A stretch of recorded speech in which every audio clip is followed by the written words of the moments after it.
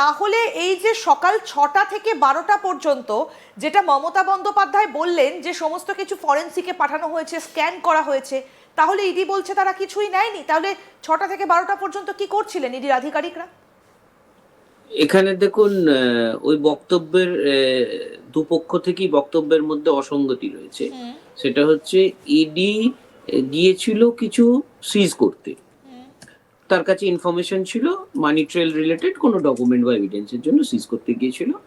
তো ইডি এবং ওখানে ঢুকতেও পারে এবং সেই প্রপার্টিতে তারা পজিশনও নেয়, তারা রেডও শুরু করে।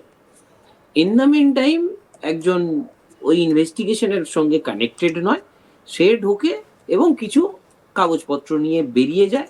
তো কাগজপত্র নিয়ে যখন বেরিয়ে যায়, ধরে নেওয়া যায় তখন ইডি জানে ও কি কাগজপত্র নিয়ে যাচ্ছে। অ্যাটলিস্ট সেই কাগজপত্রগুলো নয় যে কাগজপত্রগুলোর জন্য ইডি ওইখানে গেছে, এটা হতে পারে না, কারণ ইডি তখন ওখানকার ডোমেনে আছে। ওই প্রিমাইসেসটার তখন all in all having full control over that premises, full domain, ওখান থেকে কারোর পক্ষে সে যিনি যেই হোক, মুখ্যমন্ত্রী হলেও, আর মুখ্যমন্ত্রী লেভেলের লোক ইডি এর আগে ডিল করেছে, তারা জানে কিভাবে ডিল করতে হয়, তাকে নিয়ে বেরোতে দেবে না, কোনোভাবেই বেরোতে দেবে না। জোর করে বেরোতে চাইলে তাকে ইডি বসিয়ে রাখার ক্ষমতা আছে এবং বসিয়ে ইডির পক্ষ থেকে কমপ্লেন করে পুলিশ ডাকার ক্ষমতা আছে। দরকার হলে সেটাকে আরো এসকালেশনে নিয়ে যাওয়া যেতে পারে, যেটা আমি আগেও বলেছি। তো এখান থেকে তো ইডির কাছ থেকে তাহলে যখন ডকুমেন্ট নিয়ে বেরিয়ে আসলো, ওগুলো ইনক্রিমিনেটিং ডকুমেন্ট নয়, ওগুলো ইডির সম্পর্কযুক্ত নয়। ওগুলো যদি ইডির সম্পর্কযুক্ত না হয়, তাহলে সম্পর্কযুক্ত ডকুমেন্ট ভিতরে ছিল তবে ইডি গিয়েছিল, না হলে ইডি যাবার কোনো ব্যাপার নেই। তাহলে ইডি সেই ডকুমেন্টগুলো পেলো না কেন?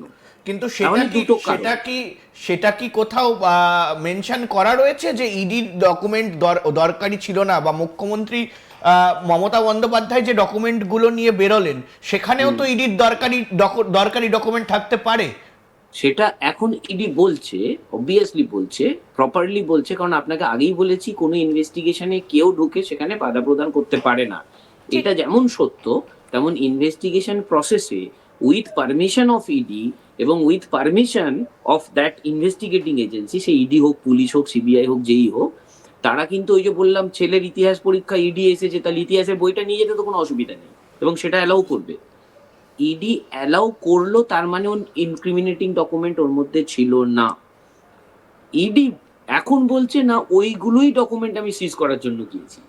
তাই যদি হতো তাহলে ইডি সেই ডকুমেন্টগুলো নিয়ে তখন ওখান থেকে বেরোতে দিল কেন? বা বড় প্রশ্ন ইন্দিরা এই মুহূর্তে দাঁড়িয়ে যে কথাটি সেলিম সাহেব বললেন, সেটার থেকে একটু ডিফার হয়ে যদি বলা যায়, বা ইডির যে এই মুহূর্তে দাবি যে সেখানে দাঁড়িয়ে মুখ্যমন্ত্রী মমতা বন্দ্যোপাধ্যায় গিয়েছিলেন, তিনি রাজ্যের একেবারে বলা যায় যে প্রশাসনিক প্রধান, তিনি যান তার নিজের পুলিশ অফিসার বা একটা পুলিশ ফোর্স নিয়ে, এবং ইডির তরফ থেকেও কিন্তু এটা কোথাও গিয়ে একটা যুক্তি দেওয়া হয়েছে, পুলিশের বিরুদ্ধে অভিযোগ আনা হয়েছে। ফলে সে জায়গায় দাঁড়িয়ে এই যুক্তিটা আমি জানি না কতটা কি খাটবে, যে কোথাও গিয়ে যখন মুখ্যমন্ত্রী মমতা বন্দ্যোপাধ্যায় যাচ্ছেন পুলিশ নিয়ে, সেই সময় ইডি কি পুলিশ ডাকতে পারবে বা পুলিশকে ইন্টিমেট করতে পারবে? আর যদিও বা করে, নিজস্ব, আমি এটাই একটু যদিও বা করে একেবারে যে সেলিম সাহেব, ইডির তো নিজস্ব ফোর্স ছিল সেখানে, তো তাদের কাছেও তো ফোর্স ছিল, তাহলে তারা কেন পুলিশকে আটকালো না?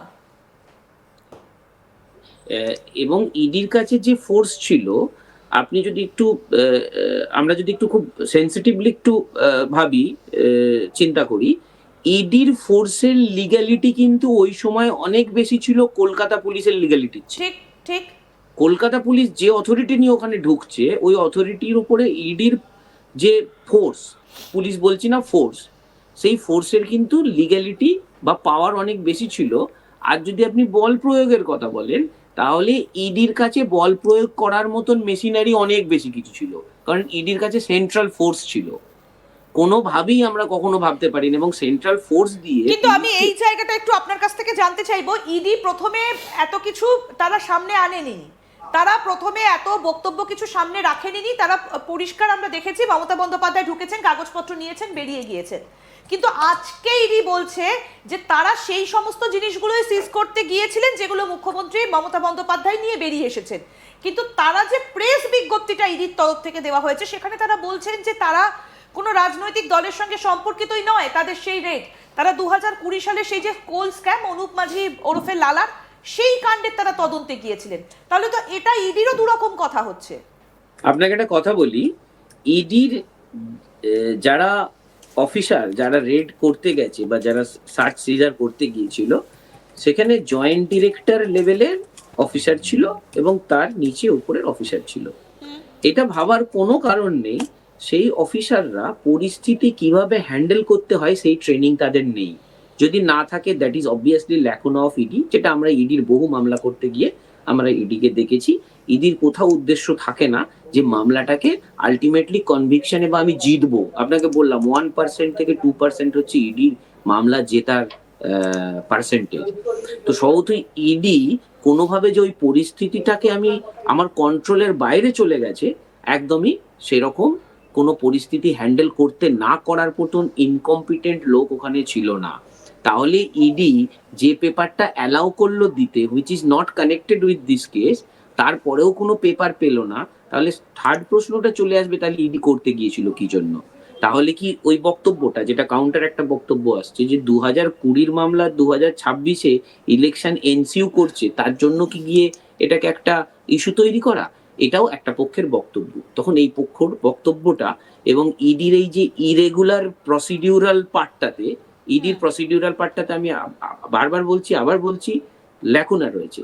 ইডির প্রসিডিউরাল পার্টটাতে সমস্ত জায়গাতে ইডি বলছে আমি ভীত, অথচ ইডির ভীত হবার কোনো কারণ নেই। কিন্তু সেখানে কি পর্যাপ্ত পরিমাণে ফোর্স ছিল ইডির কাছে? এইটাও কিন্তু একটু প্রশ্ন একদম না, উঠে পর্যাপ্ত যায়। পরিমাণ ফোর্স আমরা দেখেছি যে সিএপিএফ, কিন্তু তারপরে এই সল্টলেকের যে অফিসটা আইপ্যাকের, সেখানে প্রচুর ফোর্স ছিল, সেটা ছবিতে কিন্তু ধরা সেখানে পড়েছে। পুলিশের সংখ্যাও বাড়ানো হয়, যেহেতু মুখ্যমন্ত্রী মমতা বন্দ্যোপাধ্যায় গিয়েছিলেন এবং একদম, সেখানে দীর্ঘ প্রচুর সময় বাড়ানো ধরে হয়। ছিলেন। কিন্তু এক্ষেত্রে আদালত যে কথাটা বলেছে, আমি একটু এটা পড়তে চাইবো।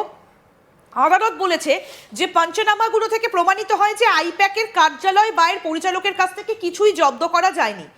এই সব যুক্তি তর্কের পরিপ্রেক্ষিতে আর কিছু বিবেচনার জন্য বাকি নেই এবং মামলাটির নিষ্পত্তি করা হলো। এটা আজকে আদালত বলেছে। কিন্তু বারবার অনির্বাণ যেটা উঠে আসছে যে তাহলে ইডি কি বলছে?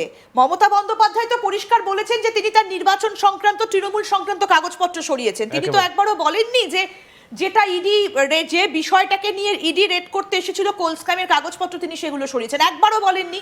দেখো, তিনি শুধু বলেছেন তার তৃণমূলের কাগজপত্র তিনি সরিয়েছেন। দেখো, সেটা মুখ্যমন্ত্রী মমতা বন্দ্যোপাধ্যায়ের নিজস্ব স্ট্যান্ড পয়েন্ট এবং তৃণমূল কংগ্রেসের স্ট্যান্ড পয়েন্ট, এবং সেই প্রশ্ন কিন্তু সেই সওয়াল জবাব কিন্তু তৃণমূল কংগ্রেসের তরফ থেকে কল্যাণ বন্দ্যোপাধ্যায় এবং তার পাশাপাশি মিস লয়ার মানেকা